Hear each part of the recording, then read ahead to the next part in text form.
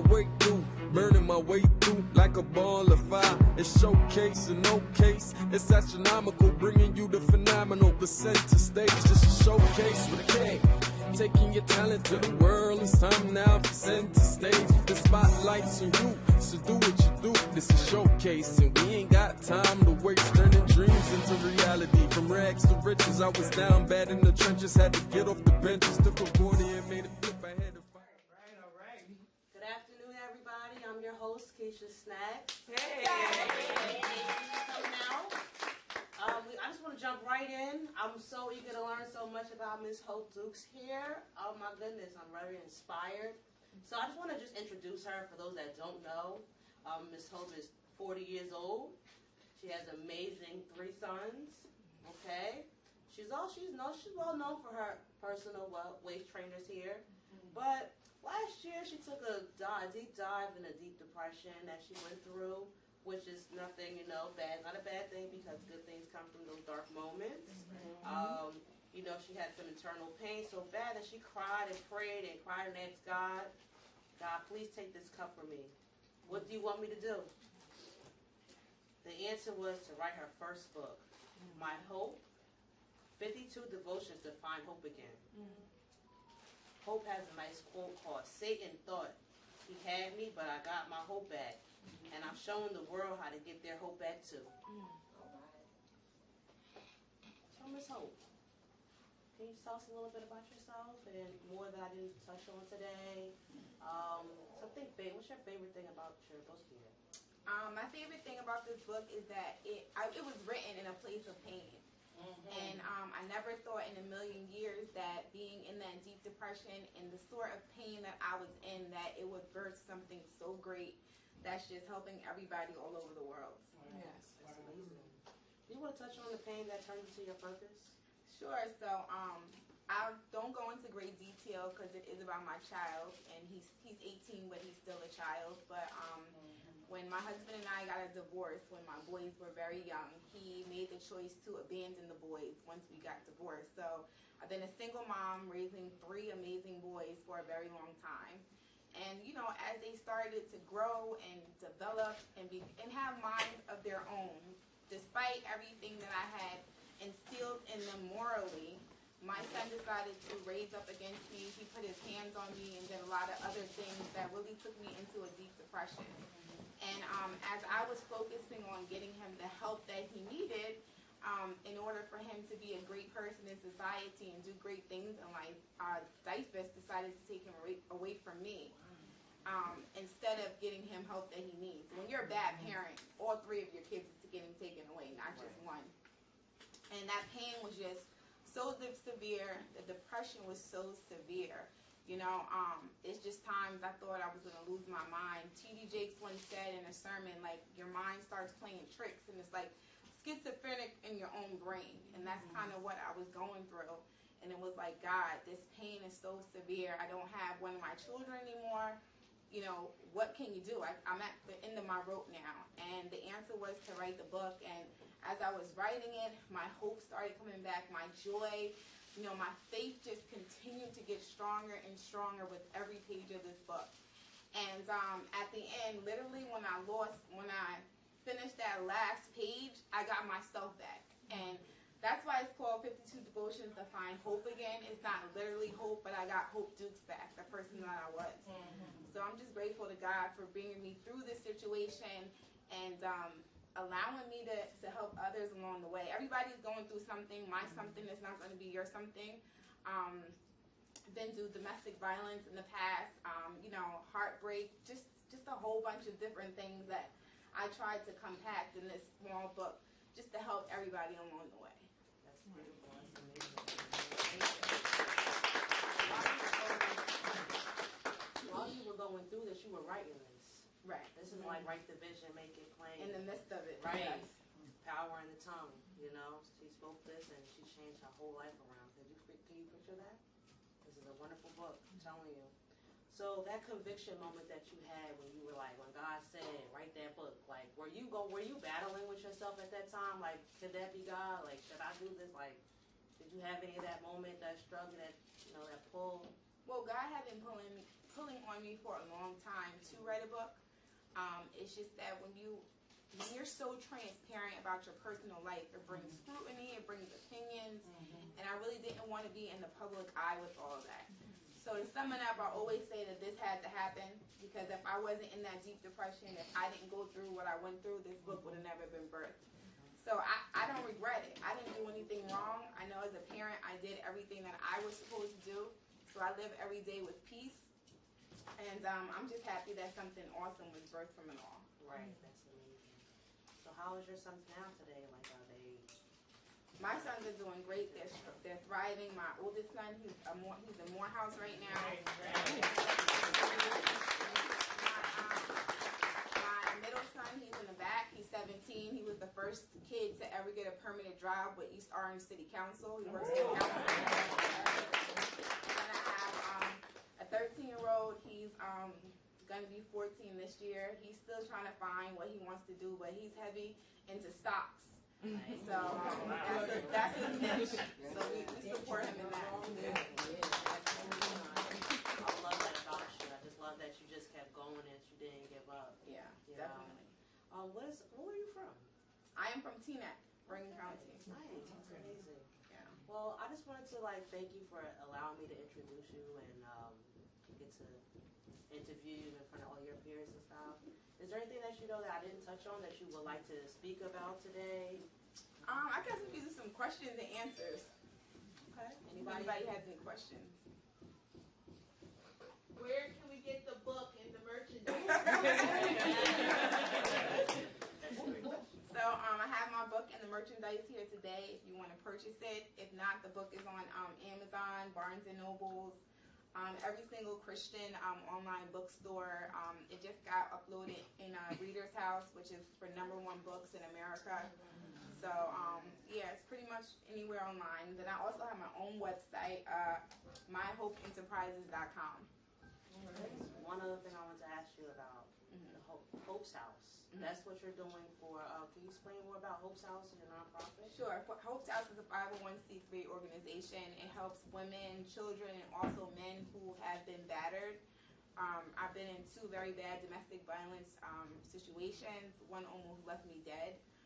By the grace of God, I have a final restraining order against that person. And also the crazy part is, in writing this book, before it was released, I struggled with it because it talks about my domestic violence situations. And I was like, God, if this book is released and these 2 people, even though I didn't name any names, they know who they are, what if they come after me? And literally, I say this as humbly as possible because it scared me half to death. A month before this book was released, the one person who beat me half to death and almost killed me, he dropped dead. And the second person who almost killed me on the New Jersey Turnpike, he's in prison. So when God wants you to do something, he will take whomever out your path to get you where he wants you to go. There's so many young women that probably need to hear this. They need this. They don't talk about it. Some people, they might talk about it and their family's like, oh girl, he's doing what he needs to do. So that's amazing. And in domestic violence situations, when you're in the space where you've been beating mentally, emotionally, just trying to get yourself together, when you go to court, it's very, very hard to get a restraining order. It makes it very hard for women. And I spent like $20,000 in attorney fees, and none of those attorneys could give me the restraining order. So I ended up turning off my phone. I researched the laws for 2 weeks, and by the grace of God, in a 2-day trial, I won my own restraining order. So Hope's House helps battered men, 50% of men in society, who are dealing with domestic violence, and they're scared because of their egos to actually come out and say what they're going through.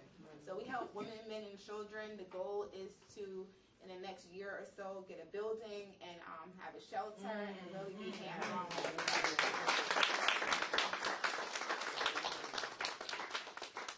Anybody else have any more questions?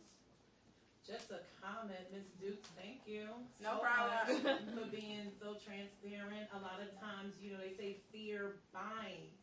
And with that, you know, you get scared, you don't want to share your story, but it's so many women going through the same thing, and you having the courage to talk about it, it enables someone else to feel open enough to share, and not just share. Now you're doing more than just sharing the story. Like, there'll be a place where they'll be able to get help. You know, the testimony about the restraining order, you know, like that process you went through.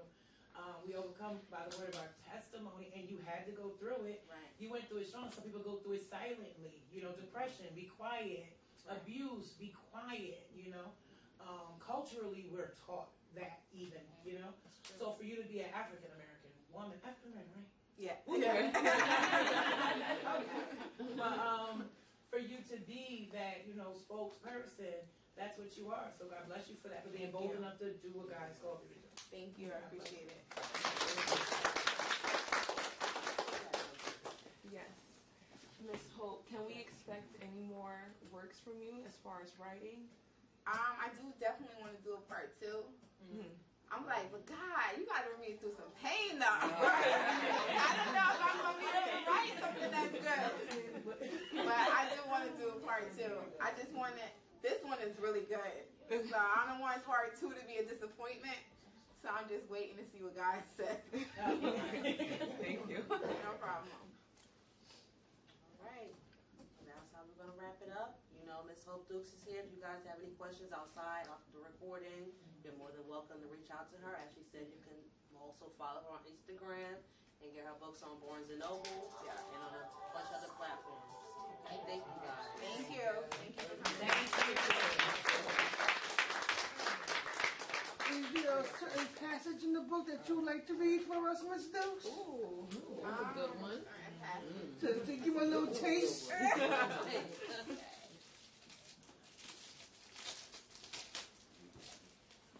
So I love him.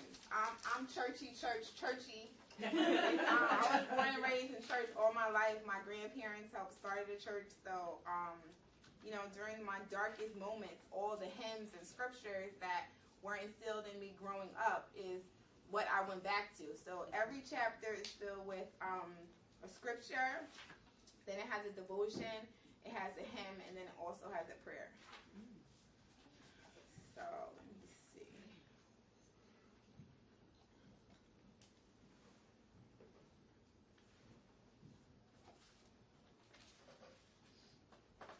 So I'm going to share.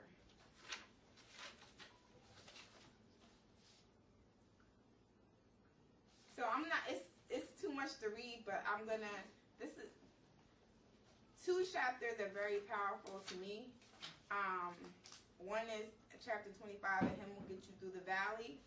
And then the valley produces purpose.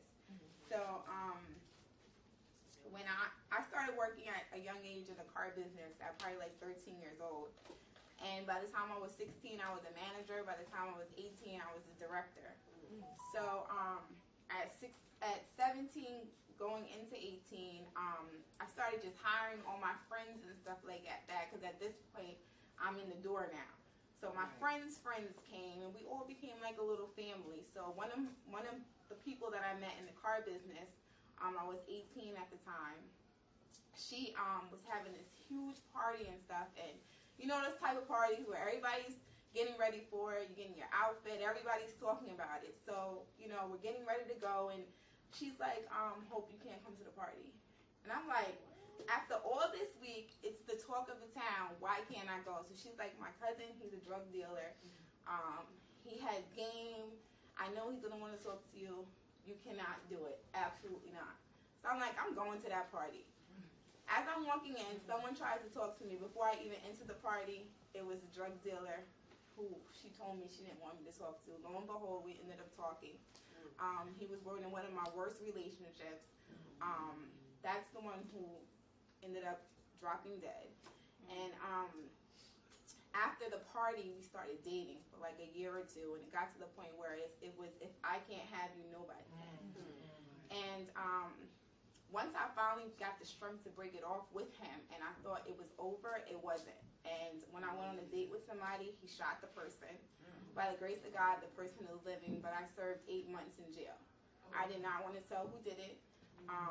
when the police were questioning me, my grandmother was living at the time. That's who raised me. And when I called her, he was there, and he said, if you tell on me, I am going to kill you.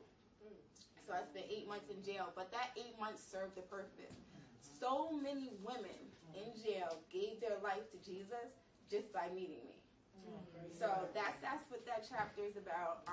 I tell that story. I don't regret it. It was a horrific experience, but the fact that God used me as his vessel in order to bring other people to him, that was amazing. 2 or 3 people I still keep in contact now. They got off of drugs. They're doing so much better in life just because they met me. Sharing your testimony. So that's what those 2 chapters are about. Thank you.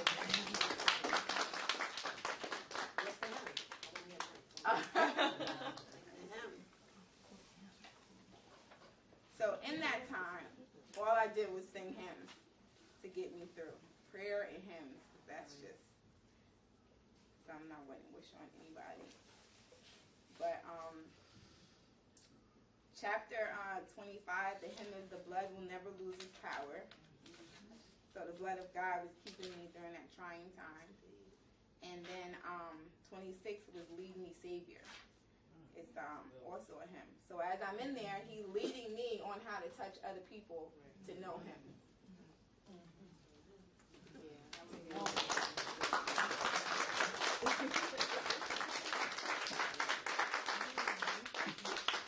Where do we get these waist trainers at? The waist trainers, I have them here. I personally designed those during COVID. I wore waist trainers, girdles since I had my children. You know, especially when you get a C-section, the stomach be looking crazy. So yeah, I personally designed it during COVID. It has a zipper. It has clamps to hold everything in place. Then it has 6 rods where it also helps with back support and posture. And then the 3 straps, it keeps it from rolling up and down. So you put that on, it ain't going nowhere, and you're secure all day. Yeah, that's for real. Snatched and hopeful. May I ask a question about the trainer? Yeah. Can you work out in that? Yes, you Yeah. can. Okay, so So the rods, they're flexi rods, so they're not like stiff, so you're able to move around and work out. okay. And you're gonna sweat. So when you do wear it all day, I tell people to put a tank top under it that's catching the sweat, because as soon as you put it on, you're just gonna start sweating.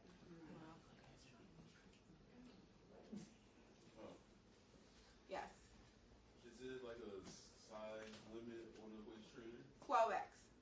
Oh, wow. Yeah. And one more.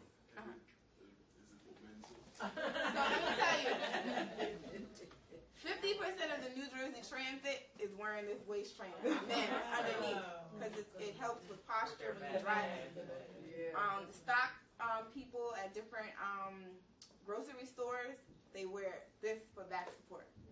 So yes, definitely for men.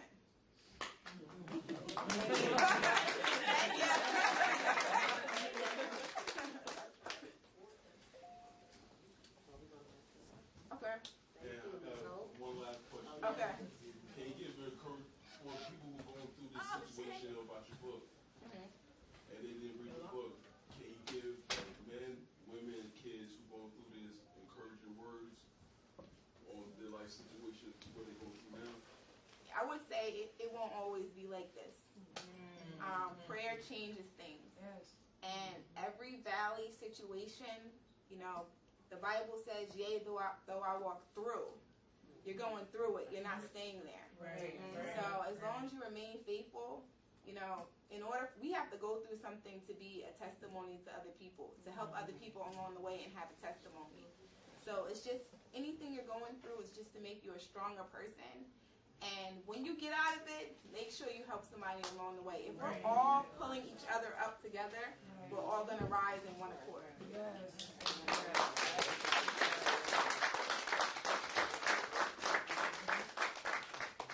Any last closing remarks you want to give? I just want to say thank you so much. I appreciate every single one of you for just coming out and listening to me. You didn't have to. There's, you know, millionaires out there on big stages that you could be listening to right now. So the fact that you came to just be with me and, you know, listen to what I have to say, I'm very much appreciative for it, and I just want to say thank you. Showcase, baby. The showcase. Righteous mind.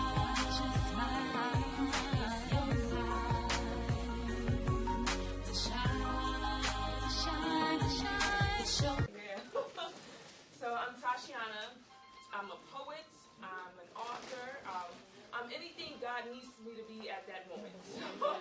I'm flexible.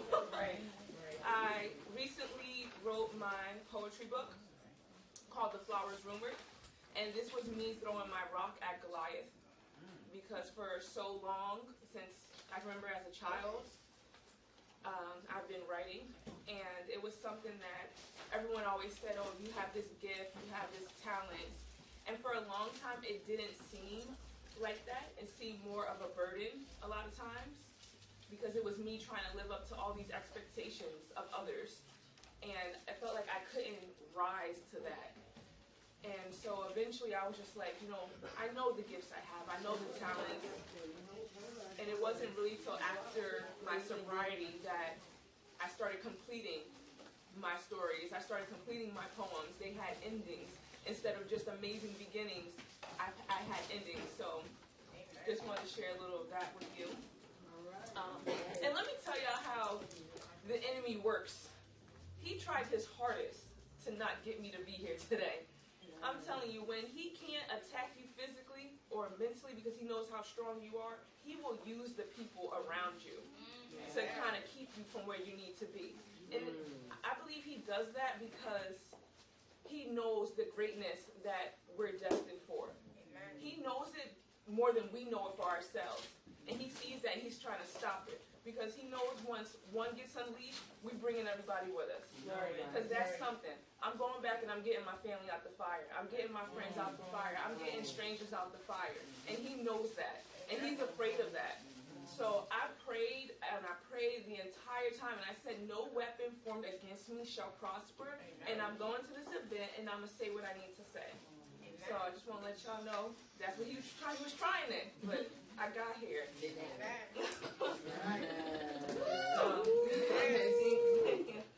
So I'm going to read two things from the book. First of all, let me just tell you, The Flowers Rumored, a little bit about the title.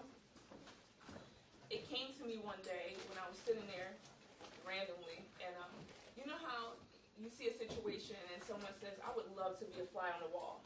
I would love to just be there and see what's going on. And I said to myself, you know what's quieter than a fly on the wall? And no one pays it any attention. It's a flower, a plant, a tree, the grass. And it's everywhere. It's unavoidable. And if you look at it as a person, they're everywhere. And I believe they share stories amongst each other. Although they can't communicate with us, I believe through their vines, through their beauty, through the atmosphere that they share, that they're sharing these stories amongst each other that keep traveling. And we all know that all plants are good plants. There's poisonous plants. There's plants for healing. There's plants to just soothe you. So each story in my book, they're all not the same.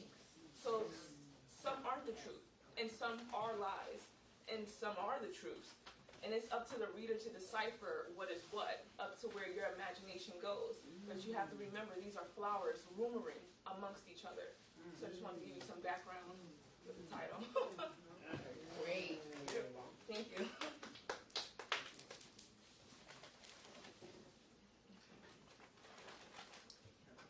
So this short piece here is called The Cactus.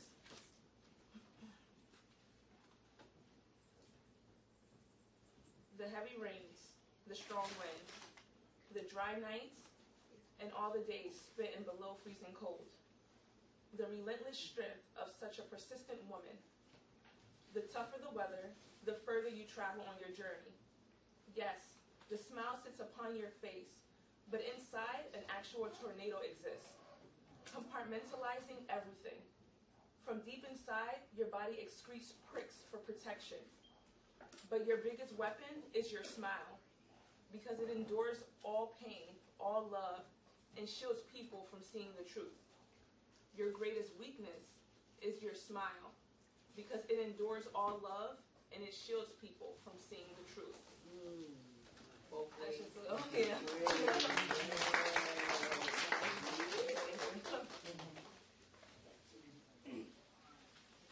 So this next one is called Count to 5.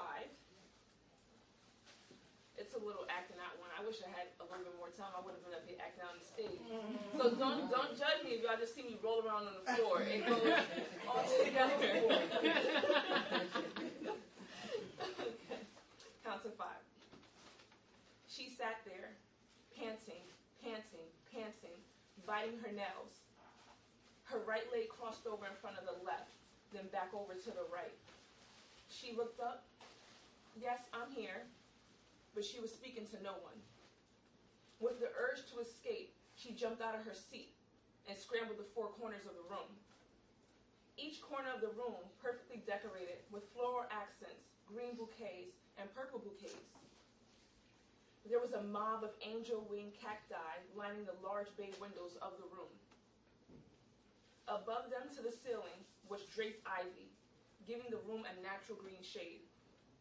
The vining of the plants insinuated choking. Once she stopped moving, she stood in the center of the room and forgot how to breathe. Her chest caved in and her back grew heavy. She was folded forward like she had a hunchback. Breathing deeply and vigorously, creating within herself a flurry of palpitations. She grabbed onto the back of her chair. It felt of soft cotton, and it was pure white like untouched snow. There were tiny abrasions indented into the chair. She read aloud, count to 5. 1, I smell my baby. 2, I hear birds chirping. 3, I taste iron. 4, I feel in control and anxious at the same time. 5, I can see the tears on my baby's face.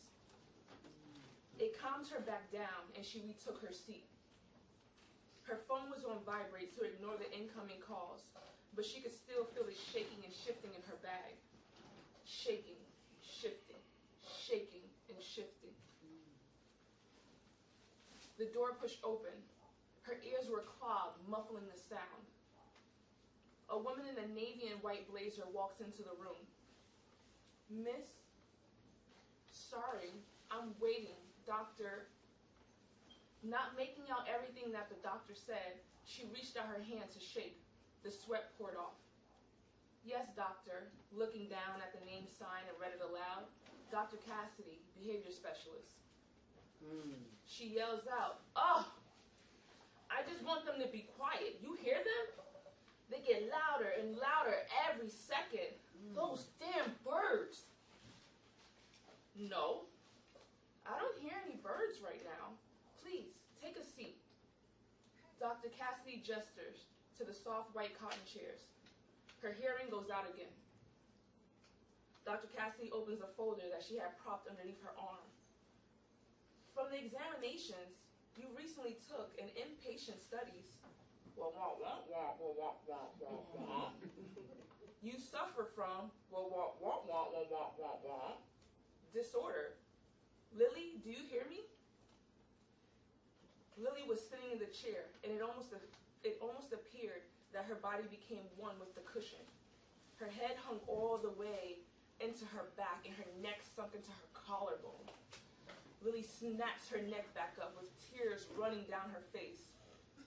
Okay, all right, but I'm here about my baby, she cries out. Lily reaches out her arms from behind the chair and rubs the braille again, count to 5. Looking confused, Dr. Cassidy asks, what baby, Lily? My baby that I'm holding. Lily puts her arms out into the air. See? They told me you can save my baby. She starts to giggle with tears in her eyes. and a forced smile on her face. My baby, you told me you can help me with my baby. That's that one.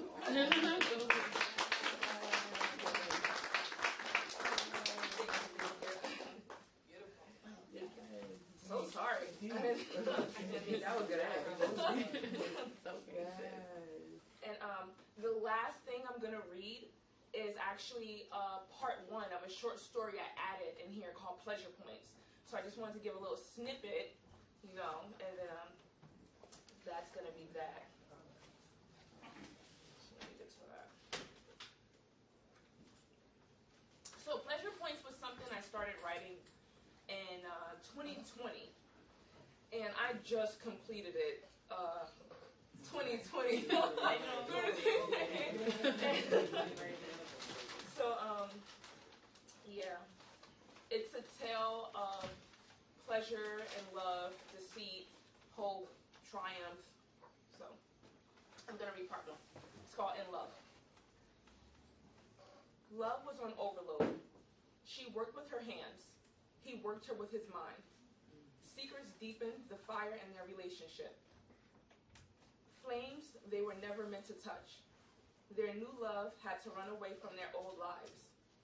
Starting anew and wiping the slate clean. Neither of them looking back on what used to be. Stale morning breath held a sweet taste.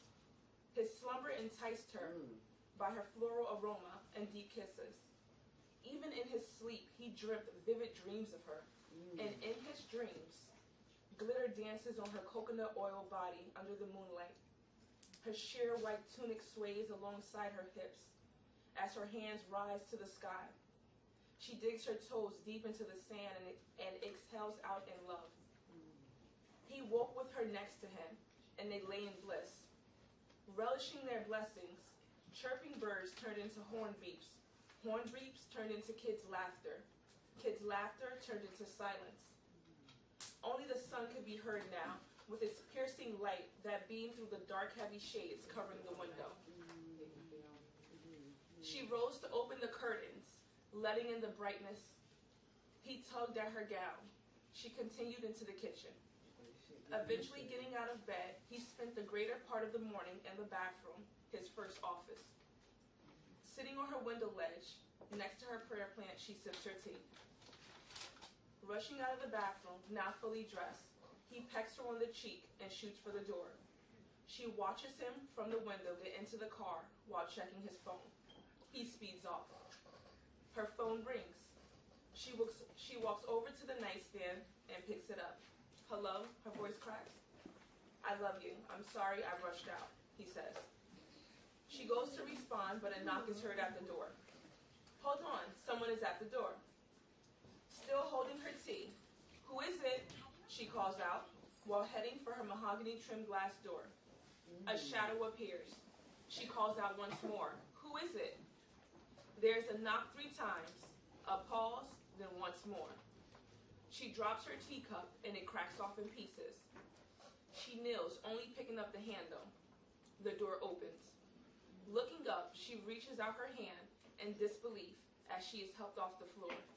She thinks to herself, this is how nightmares start.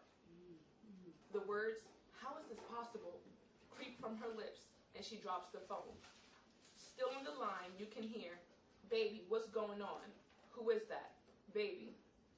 And then the phone disconnects. That's part 1. So, if you'd like to know a little more, I just want to say, I'm getting on the sofa with some ice cream.